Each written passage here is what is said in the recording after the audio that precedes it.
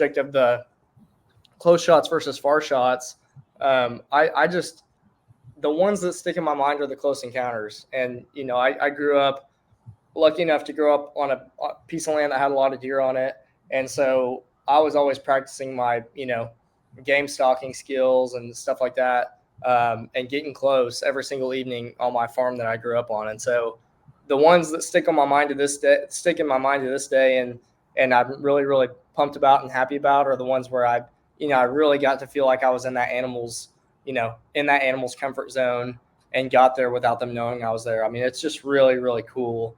Because I have to pinch myself a lot of times, even on these hunts. It's just, these are hunts I never thought I'd get to do. And so, just being in the environment is very, very surreal in the first place. And then, when you're that close to that animal in its natural environment, there's just no feeling like it. And so, I shout out my buddy Levi Morgan all the time, but even Levi, the best shot in the world, would tell you that he loves the close encounters. I think, it's what drives us. It's what the passion of the sport, I think, is in the close encounters and getting to feel like you're right there with that animal. And Levi can, he can smoke something out to 150 yards if he wanted to, I bet.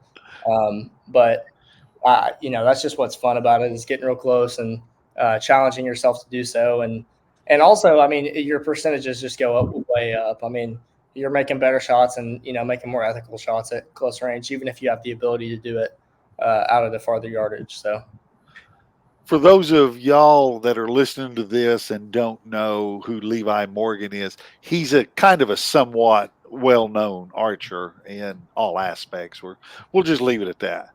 He is. And an even greater person. So I've been very blessed to, become friends with Levi, and he's always been somebody that I've looked up to as a person and as a bow hunter. And so, yeah, we it's been a super, super, super fun friendship for me. So let's use that segue, talking about the legends of target archery. You've talked about how you got started in hunting.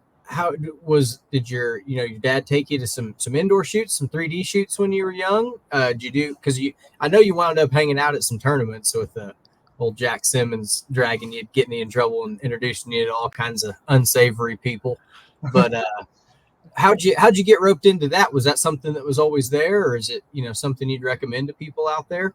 I got into that for, honestly, just to challenge myself, because I knew that as far as a bow hunter, my skill level, I would say, was always growing like this. But as far as an archer, my skill level, I felt, had kind of plateaued. And so I got into target archery for the same reasons that I think we see a lot of these guys, going to these tack shoots and everything like that these days. Honestly, just to challenge myself and to make myself a better archer. And some of the hunts that I have big dreams of going on one of these days are hunts where I could see myself having to take some really long shots, because I have buddies who have done the types of hunts that I dream of doing one day with a bow.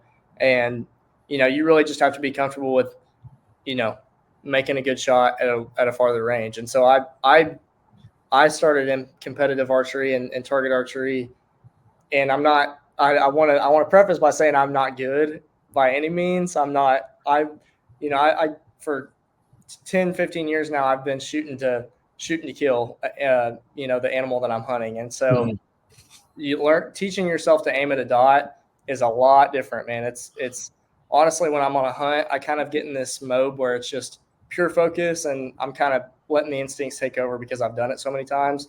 But having to be intentional about, okay, you're aiming, this is what you're aiming at, this is how this shot's going to break. It's a whole nother ballgame for me. And so I honestly, I got away with it. What it's taught me is I got away with having some bad habits for, a long time on the Super Slam, as far as just archery goes.